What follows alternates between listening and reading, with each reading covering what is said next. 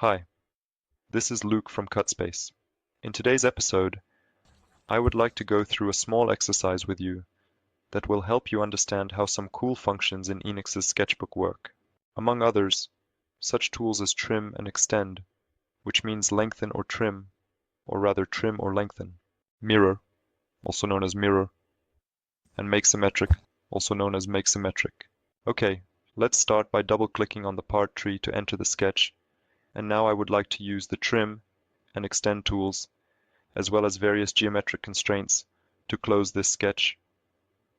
I'll start by entering the geometric constraints.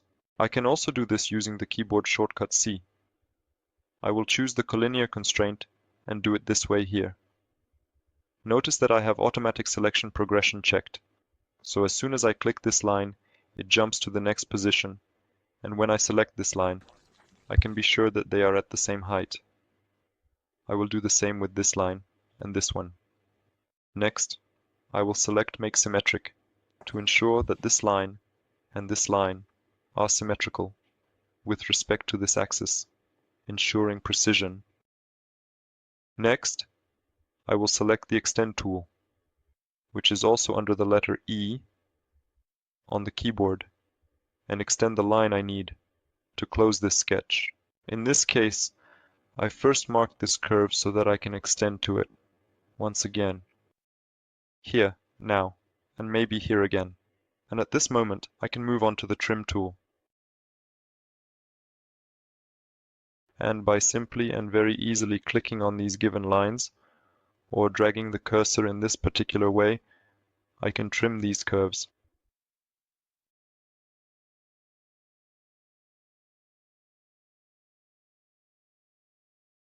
And also this one, and definitely this one, and this one. So these are the two tools I wanted to show you, which can be very useful when working in the sketchbook. The next thing I would like to show you is the mirror tool, which is the mirror reflection. First, to do the mirror, I'll draw a line that will be our axis of reflection. So, let's say I draw a line here, then I'll right-click on it, and by clicking Convert to Reference, I'll change it to a reference line, a dashed line. And now when I click the mirror tool, one note is that there are a lot of mirror tools in NX. And if we type mirror or lustro in the Polish version, I showed you how to switch to the Polish version in one of the first episodes, in case you want to check. And now, if I type mirror in the search bar, we see that there are many different functions, some related to solids, some to surfaces, curves. However, I am interested in the mirror that is in the sketchbook. If I go into it, you can see that the first option is to select the curves that we want to mirror. And now, I can select it using a rectangle while holding Shift to deselect, for example. Some curve that doesn't interest me. In this case, let it be this one. I deselected this axis, but I will also click Deselect All here, which means deselect everything. I can select these curves, not only with a rectangle, but also, for example, with a lasso or a circle. If someone simply prefers to work that way, I select, using the lasso, deselect this axis because it interests me, go to the center line, which is the mirror axis, select it, and click OK. You may notice that there is a sign here called the mirror constraint, which is like a mirror reflection constraint sign. And now, if we want to edit the mirror reflection in the sketch, we can do it, but we cannot do it from the tree level, like, for example, in the mirrored reflections of some shapes, but we can simply double-click this symbol and see that here we can edit, for example, the lines that are mirrored.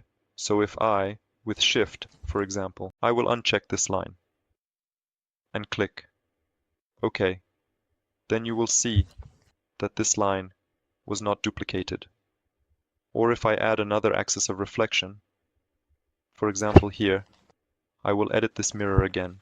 This time I will select this axis, but I will change it by deselecting. With Shift, this center line will be replaced with that.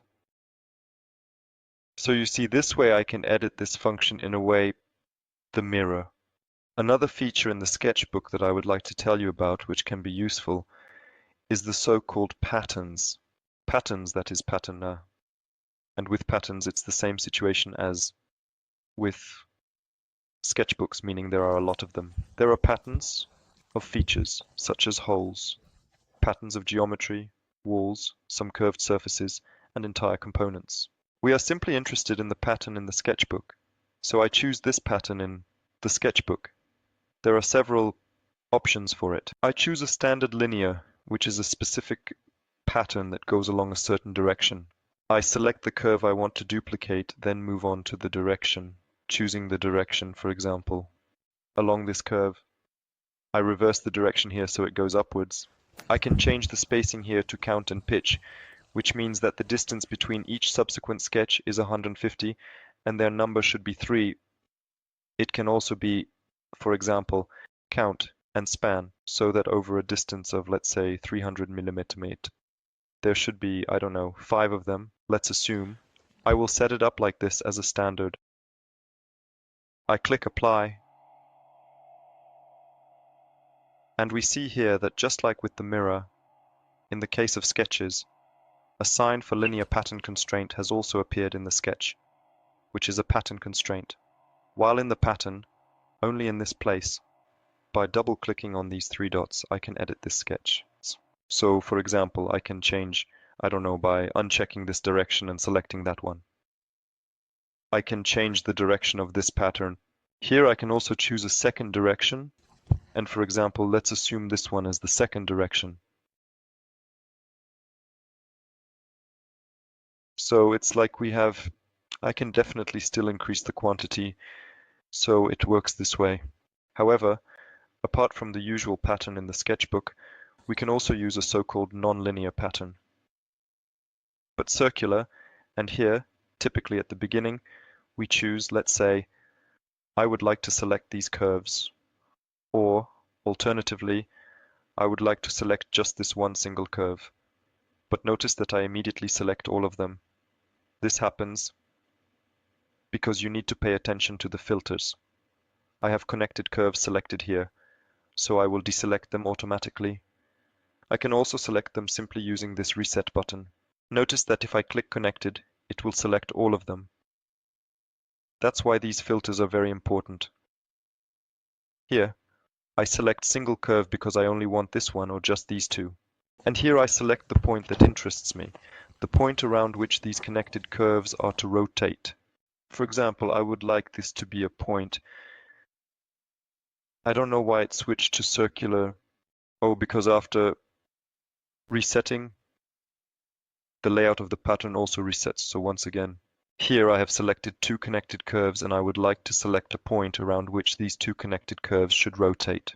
And now, for example, if I can't select a point, here I could. But if I can't select something, it's probably caused by point filters this time. And here, pay attention that you can check if you have selected the endpoint, for example. In this case, I accidentally selected some point here, but I'll change it to, let's say, perhaps maybe, or even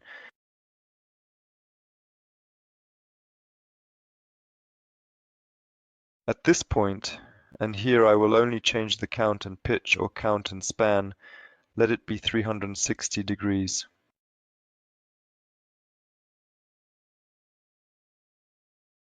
And you see that these curves have been duplicated for me. And I can easily edit this sketchbook in the same way by double-clicking this symbol and efficiently. So maybe I'll select the rest of the curves. Now I have connected curves. I click this and that, perhaps. I click OK. Maybe it's not very clear, but here we can see that the pattern has been created. To make it more visible, I'll increase it. I'll increase it. As you can see, the pattern has been successfully created and established.